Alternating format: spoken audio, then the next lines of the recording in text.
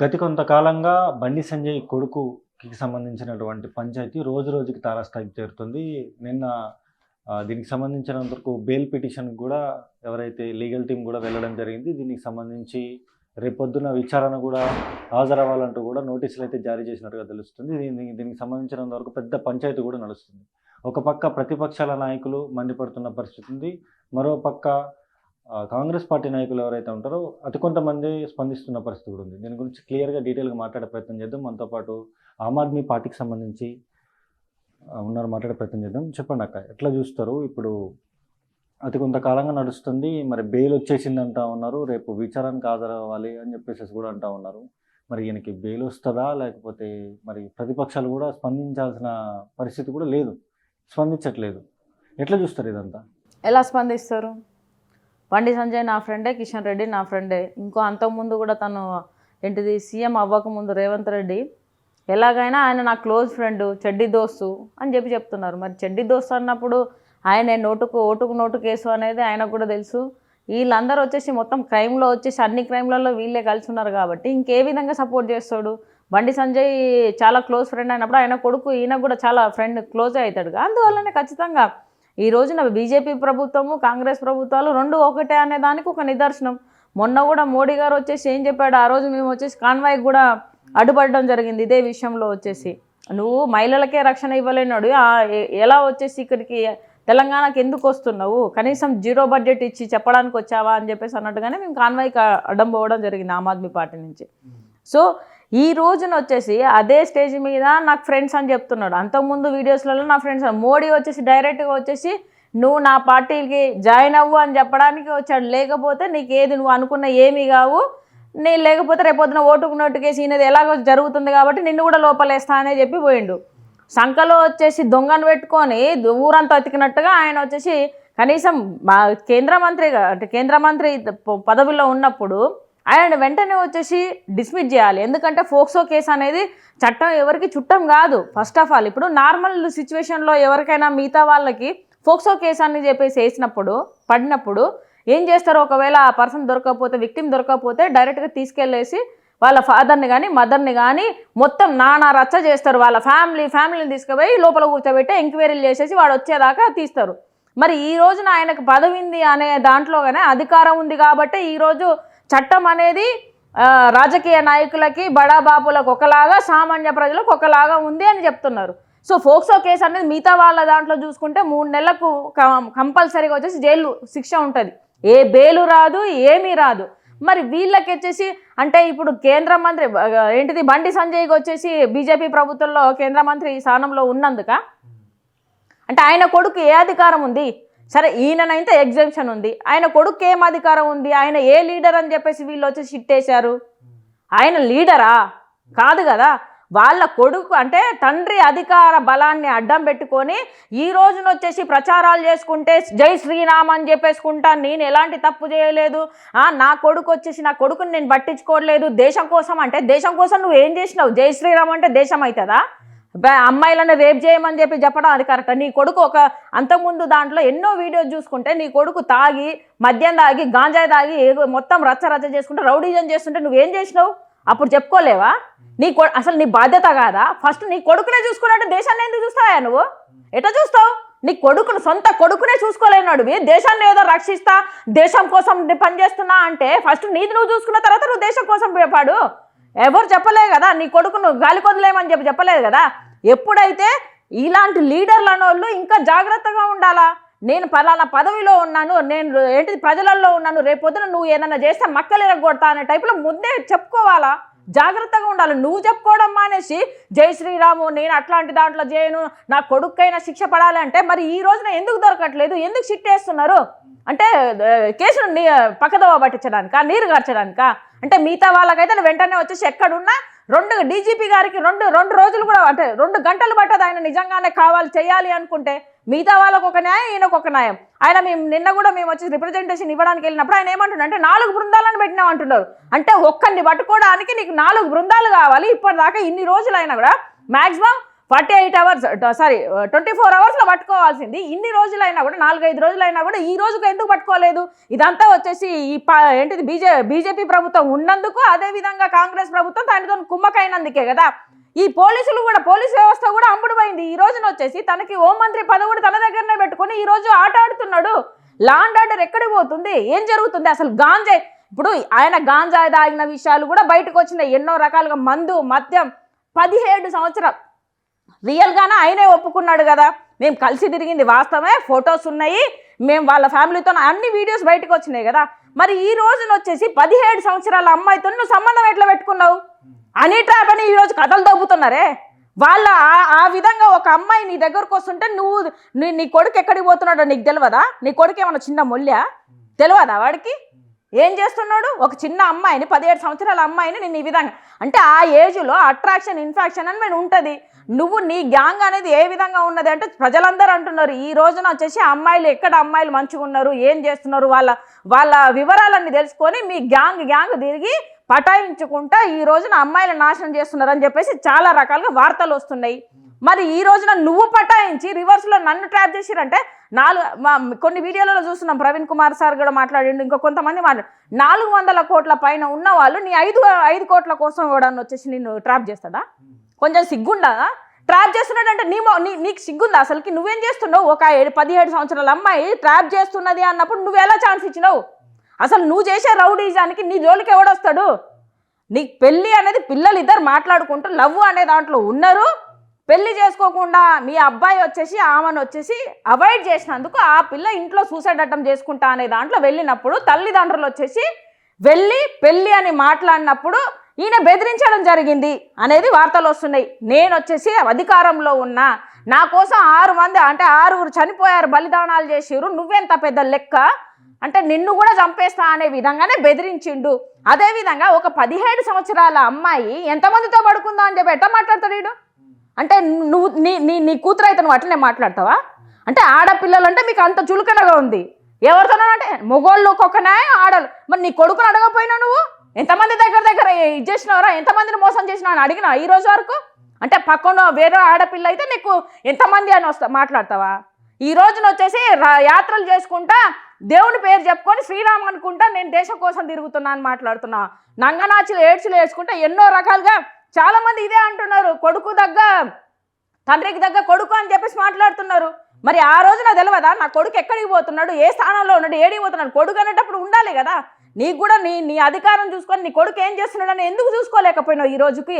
మరి ఇప్పుడు ఈ దేశాన్ని ఏంటిది రాణులు ఉన్నారు కొంతమంది మన తెలంగాణలో, ఏమనంటే బండుల మీద మాట్లాడతారు, జిహాద్ మీద మాట్లాడతారు. మరి ఈరోజు బండి సంజయ్ కొడుకు అది ఏదేమైనప్పటికీ ఆయన లీడరే ఉండని ఏదైనా 17 సంవత్సరాల అమ్మాయి జోలికి పోయిండు అంటే వాడుకున్నంత వరకు వాడుకున్నారు ఇప్పుడు అని మాట్లాడతారు. మరి పెళ్ళెందుకు చేయకపోయినా? పెళ్లి చేయి, ఎవడొద్దన్నాడు? ఈరోజు పెళ్లి చేయనందుకే కదా. ఒక ఆమె వస్తుంది లిప్స్టిక్ వేసుకొని వచ్చేసి మంచిగా కూర్చొని మొత్తం మాట్లాడుతూ ఉంటుంది. ఆమె ఎక్కడికి పోయిందో తెలియదు. ఇక ఏమంటే మాధవి లత ఒక ఉన్నది, తర్వాత మాధవి లత అని చెప్పేసి హీరోయిన్ ఉన్నది, మౌనిక సుంకర ఉన్నది, ఆకుల శ్రీవాణి ఉన్నది. రోడ్ల మీద వచ్చేసి నెట్లు పట్టుకొని అంటే బెంచ్ కార్లో తిరుక్కుంటా అడుక్కుంటా పెద్ద రీళ్లు చేస్తూ ఉంటుంది. మరి ఈ అమ్మాయి గురించి చిన్నపిల్లను మీ లీడర్ ఇలా చేసినప్పుడు మరి ఏం చేస్తున్నావు? దాని మీద కూడా ఒక వీడియో పెట్టింది, ఇట్లా మాట్లాడితే ఇట్లా అంటారు, ఇట్లా మాట్లాడితే ఇట్లా అంటారు అని చెప్పేసి చెప్తున్నావు. ఏదేమైనప్పటికీ ఆడపిల్ల అనే దానికి నువ్వు లీడర్లతో సమానం. నువ్వు ఆడదానిగా మాట్లాడు, ఎందుకు మాట్లాడట్లేదు? లీడర్ల వైపు ఎందుకు మాట్లాడతావు? చట్టం తన పని చేసుకోబోతుందంటే చట్టం తన పని చేయట్లే కాబట్టే కదా అందరు ఇప్పుడు రోడ్ల మీదకి వచ్చి మాట్లాడేది. రేపు పొద్దున మన చెల్లెకో మన అక్కకో మన ఇంకెవరికైనా అవుతుంది, మన తెలంగాణ బిడ్డలకు వేరే వాళ్ళకి అవుతుంది. ఇదే రాజకీయవేత్తలు రేపు పొద్దున నీ ఇంటి దాకా వస్తారు, అప్పుడు నువ్వేం చేస్తావు? అంటే ఈ విధంగానా ఈ బీజేపీ ప్రాంతాలలో ఎక్కడైనా ఉన్న దగ్గర వచ్చేసి అధికారంలో ఉన్న దగ్గర ఎన్ని రకాలుగా ఒక్కొక్క దగ్గర హోటళ్ళల్లో వచ్చేసి అర్ధనగ్నంగా ఊరికి ఏంటిది ఉరికిచ్చి వచ్చేసి రేప్ చేయడానికి ప్రయత్నాలు చేస్తున్నారు. చిన్న పిల్లలను వచ్చేసి రేప్ చేసేసి చంపేసినవి ఉన్నాయి. యూపీలో కూడా రేప్ చేసి చంపేసి రాత్రి తగలబెట్టారు కదా. ఇలాంటి ఎన్నో జరుగుతున్నాయి కోకొల్లలుగా. ఈ రోజున వచ్చేసి బీజేపీ డబల్ ఇంజన్ సర్కార్ ఉన్న దగ్గర అమ్మాయిలకి ఏ విధంగా అసలు రక్షణ లేదు. రేపులు ఎక్కడ జరుగుతారు? రోడ్ల మీదనే కనీసం ఫ్రెండ్లీ పోలీస్ అనుకుంటేనే పోలీసు వాళ్ళు కూడా అమ్మాయిలు ఊరికే నిలబడినందుకే కొడుతున్న రోజులు ఈ రోజుల్లో మనం చూస్తున్నాం. ఈ డబుల్ ఇంజన్ సర్కార్ వల్ల ఏంటి నార్త్ ఇండియాలో మొత్తం స్పాయిల్ అయిపోయింది. ఇప్పుడు మన సౌత్ ఇండియాకి పాకుతుంది. ఈ బీజేపీ ప్రభుత్వం ఇక్కడ కూడా వచ్చేసి సేమ్ అదే అధికార బలంతో చేయడానికి ట్రై చేస్తున్నారు. సో అది మన తెలంగాణ ప్రజలుగా మనం ముందు తెలంగాణ ఏకమవ్వాలా. ఈ ఏంటిది బీజేపీ ప్రభుత్వం చెయ్యదు, ఈయన బండి సంజయ్ ప్రతివతుడు అంటే ఎవరు నమ్మరు. ఈరోజు దేవుడి పేరు చెప్పుకొని ఫస్ట్ ఆఫ్ ఆల్ అంతెందుకు మోడీ మీదనే వచ్చేసి సుబ్రహ్మణ్య స్వామి అదే పార్టీకి చెందిన ఉమనైజర్ అని చెప్పిన వాస్తవాలు కాదా? అదేవిధంగా ఇంకా అందులో పోతే నేను త్యాగం చేసిన నా వైఫ్ని అని చెప్పి మాట్లాడతాడు. వైఫ్తోని కొన్ని సంవత్సరాలు సంసారం చేసేసి తర్వాత ఇదే ఒక ఇంటర్వ్యూలో కూడా చెప్పడం జరిగింది, అది బయటికి రానివ్వలేదు. కొన్ని సంవత్సరాల తర్వాత తన మీద మోజుపోయో లేకపోతే ఈయన బయట వీళ్ళ మీద ఇంట్రెస్ట్ ఉంటే ఏ పిల్లమైనా ఒప్పుకోదు. కాబట్టి మొత్తం ఆయన అన్ని ఆధారాలను చింపేసి నేను దేశం కోసం పోతున్నా అని వదిలిపెట్టి రావడం, దాన్ని పిల్లాన్ని కూడా నువ్వు వచ్చేసి మీరు ఏమంటున్నారు? బీజేపీ పార్టీలో ఉన్న వాళ్ళందరూ కూడా ఉమెనైజర్స్ అంటున్నారా? 100% ఈ రోజున చాలా మంది 100% మ్యాక్సిమం 98% ఇదే విధంగా ఉంది. అంతెందుకు రఘునందన్ రావు మీద లేదా ఫోక్సో కేసు? ఈ రోజున చూసుకుంటే ఎన్నో బీజేపీ ప్రభుత్వంలో ఉన్న లీడర్ల మీద ఏ విధంగా బిర్జిభూషణ్ సింగ్ మీద లేదా? ఇటు సైడ్ చూసుకుంటే వచ్చేసి ఆయన కాంగ్రెస్ అంటే కర్ణాటకలో వచ్చేసి ఆయన పేరు మర్చిపోయాను నేను, అతని మీద లేదా? దేశాన్నే దాటిపించారు కదా. కొన్ని వీడియోలు ఎన్నో రకాలుగా అమ్మాయిలను వేధించినట్టుగా వీడియోలు తీసినట్టుగా బయటకు వచ్చింది. మొన్న కూడా వచ్చేసి ఏంటిది అదే బీజేపీ ప్రభుత్వంలో ఉన్న మరి ఆయన వెనకాల అంతమంది వీడియోస్ 800 వీడియోస్ తీసిండ్రు అమ్మాయిలని. ఆ వీడియోస్ బయటకు వస్తుంటే మరి ఏ ప్రభుత్వం ఉంది? ఆ ప్రభుత్వం ఎందుకు చర్య తీసుకోవట్లేదు? మొన్న ఎలక్షన్స్ అప్పుడు కూడా వచ్చేసి ఆ రోజున ఏంటిది ఆ అమ్మాయి ఒక యంగ్ ఎమ్మెల్యే ఉన్నది వాళ్ళ ప్రాంతంలో, అదే యూపీ ప్రభుత్వంలో వచ్చేసి ఒక అమ్మాయిని మొత్తం రేప్ చేసేసి ఇట్లా పారేసి ఉన్న విజువల్స్ కూడా మనం చూస్తున్నాము. మరి అవన్నీ ఏంటి? ఎఫ్స్టీన్ ఫైల్ ఏంటిది? ఎఫ్స్టీన్ ఫైల్లో వచ్చేసి ఈ రోజున మోడీ ఉన్నారు అని చెప్పేసి వాస్తవాలు బయటకు వస్తున్నాయి. మరి అవన్నీ ఏంటి? అంతేందుకు మోడీ ఏంటిది భక్తురాలైన మధు కిష్కర్ అని చెప్పేసి ఆమె కూడా చెప్పిన రచయిత ఆమె భక్తురాలు అయినప్పటికీ మహిళల మీద మోడీ వచ్చేసి అత్యాచారాలు చేస్తారు, ఉమెనైజర్ అని చెప్పేసి ఆమె కూడా కొన్ని వార్తలలో చెప్పడం జరిగింది. అదే తను ఏంటిది తన ఫేస్బుక్ త్రూగా ట్విట్టర్ త్రూగా కూడా కొన్ని వార్తలు బయటకు వచ్చినాయి, కానీ అవన్నీ మూసేస్తూ ఉంటారు. మరి ఈ రోజున వచ్చేసి మోడీ ఏం చేస్తున్నారు? మరి ఇన్ని జరుగుతుంది. దేశ గురువు ఏంటిది ఏమంటారు? విశ్వగురువు అంటాడు. అసలు దేశం కూడా కాదు విశ్వానికే గురువు అన్నప్పుడు మరి ఈ రోజున వచ్చేసి కనీసము హిందూ సాంప్రదాయం సిగ్గుండాల వీళ్ళకి. మనము హిందువులమే కదా అందరము.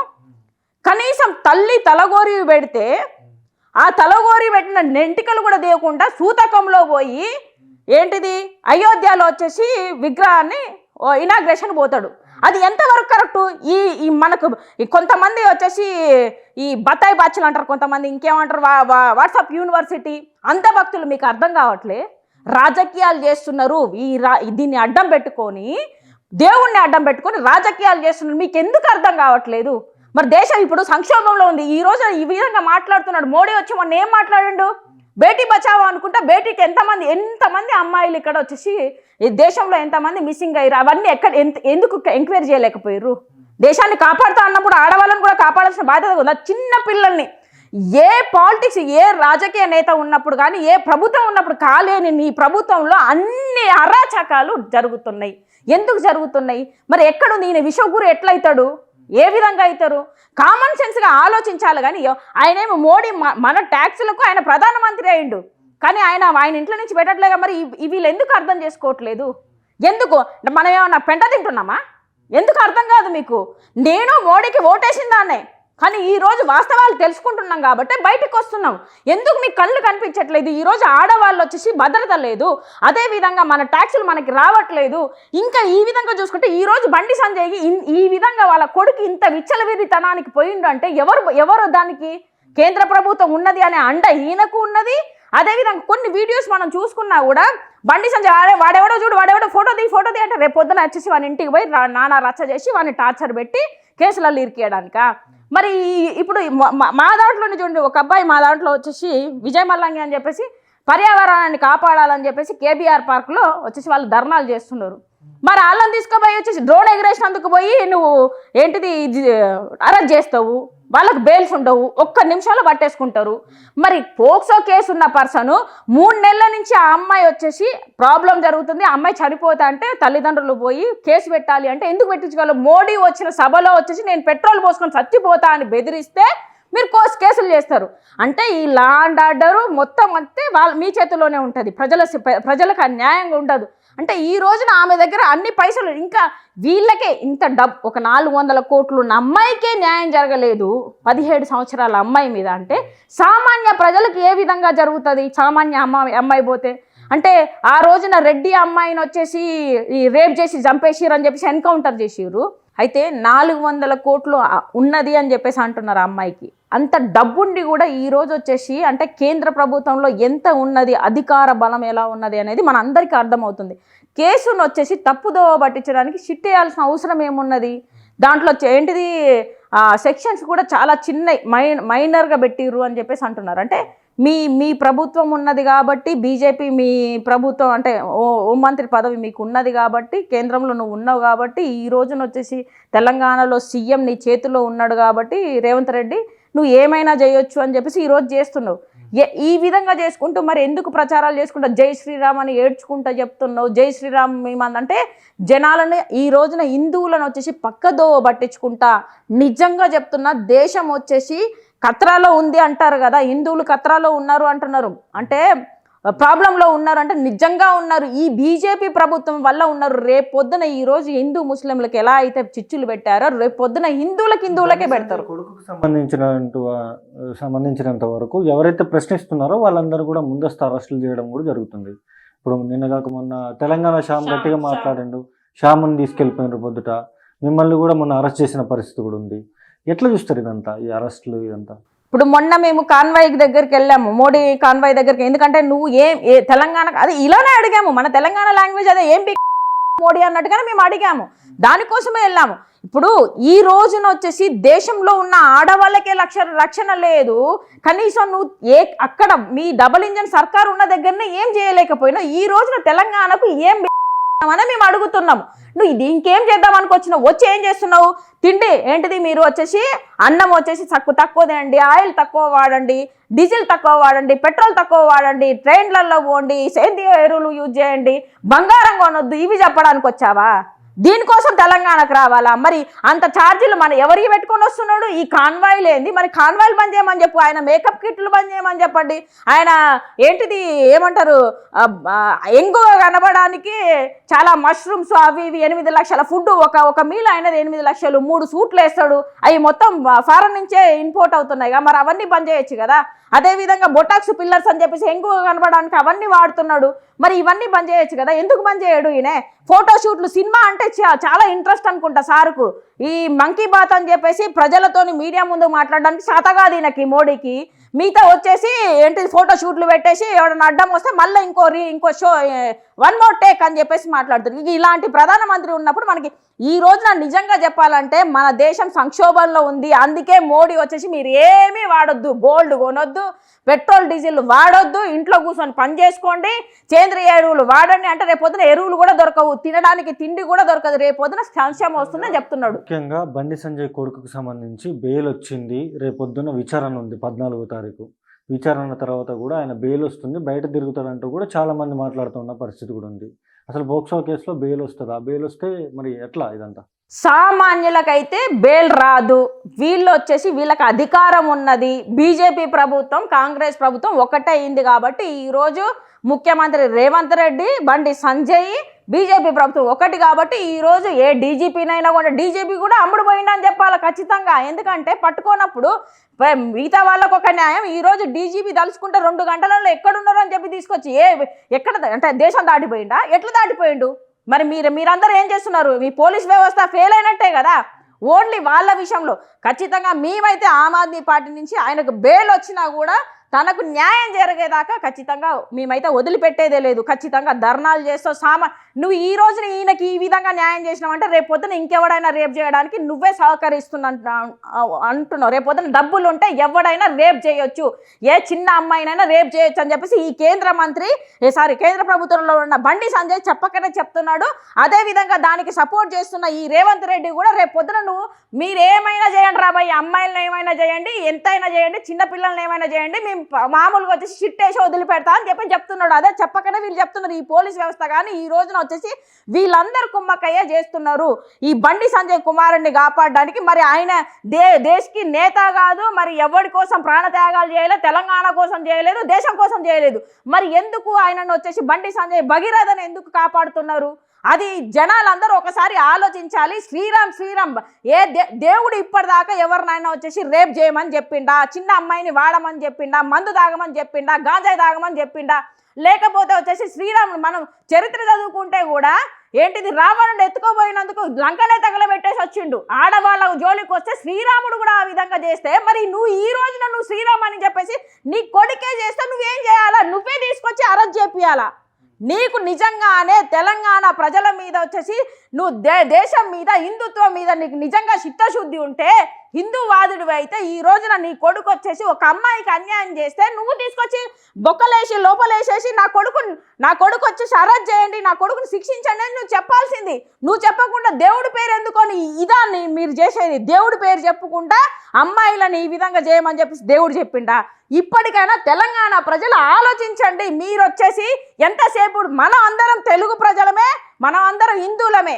ఈ బండి సంజయ్ విషయంలో మాత్రం ఖచ్చితంగా దీనికి పోస్ట్ ఉన్నదని చెప్పేసి ఈ అధికారం బలంతో రేపు పొద్దున మన అక్కకో, మన చెల్లెకో, మన అమ్మకో, ఇంకెవరికో మన ఆడబిడ్డలకు అయ్యేదాకా చూసుకోకుండా ఈ రోజున న్యాయం అనేది ఎవరికి చుట్టం కాదు, ఎవరికి చట్టం అనేది ఒకటే అన్నట్టుగా నిరూపించాలంటే ఈ రోజున ఆయన ఖచ్చితంగా శిక్ష పడాల్సిందే. వాళ్ళ ఫ్యామిలీ అంతా బయటకు ఏంటిది అని చెప్పాల్సిన బాధ్యత కూడా వాళ్ళకు ఉన్నది. ఏం జరిగింది అనేది కూడా అది కూడా బయటికి తీసుకురావాలి. ఆ అమ్మాయి అంటే పక్కన పెడితే వాళ్ళ తల్లిదండ్రులు కూడా ఈ రోజున వచ్చేసి తెలంగాణలో ఇన్ని రకాలుగా ఏంటిది విధృతమవుతున్నది. వీళ్ళందరూ వాళ్ళ కోసం వచ్చేసి రోడ్లు ఎక్కేసి పోరాటాలు చేస్తున్నాం. ఏం జరిగింది అనేది చెప్పాల్సిన బాధ్యత వాళ్ళకు ఉన్నది. ఖచ్చితంగా ఈ రోజున రాష్ట్ర ప్రభుత్వం కల్పించుకొని రేపు పొద్దున నువ్వు దీంట్లో వచ్చేసి బండి సంజయ్ కుమారుని బెయిల్ వచ్చింది, లేకపోతే బండి సంజయ్ వచ్చేసి కేసు విచారణకు వెళ్ళేసి బెయిల్ దొరికి ఆయన నార్మల్గా తిరిగిందంటే ఈ రోజు వచ్చేసి మనకు చట్టాల మీద నమ్మకం పోతుంది. రేపు పొద్దున ఇంకొకరికి అవకాశం ఇచ్చినట్టుంటుంది. రేప్ చేసినా కూడా ఏం కాదు అనేది మీరు చెప్పినట్టు ఉంటుంది. ఖచ్చితంగా రేవంత్ రెడ్డి సీఎం నువ్వు నిజంగానే తెలంగాణ కోసం ఇప్పటికైనా తెలుగు ఆడపిల్లల కోసం ఆలోచించి తప్ప నీ పదవి కోసమో లేకపోతే నీ రాజకీయ తొత్తు కోసమో కాకుండా ప్రజల కోసం ఆలోచించాల్సిందిగా మేము ఖచ్చితంగా డిమాండ్ చేస్తున్నాం. లేని పక్షాల్లో ధర్నాలు అయితే 100% జరుగుతాయి. అది చూస్తున్నాం కదా. ఖచ్చితంగా కూడా మేము ఈ విషయాన్ని వదిలేదే లేదు. బెయిల్ వచ్చినా బెయిల్ రాకపోయినా ఏదైనా ఖచ్చితంగా బీజేపీ ప్రభుత్వాన్ని, రాష్ట్రంలో ఉన్నటువంటి కాంగ్రెస్ ప్రభుత్వాన్ని ఖచ్చితంగా కూడా గద్దె దింపుతామంటూ కూడా ఆమ్ ఆద్మీ పార్టీకి సంబంధించిన వ్యక్తులైతే ధీమా వ్యక్తం చేస్తున్న పరిస్థితి ఉంది. ఖచ్చితంగా కూడా పోరాటాలకి మేము రెడీ అని చెప్తున్న పరిస్థితి కూడా ఉంది.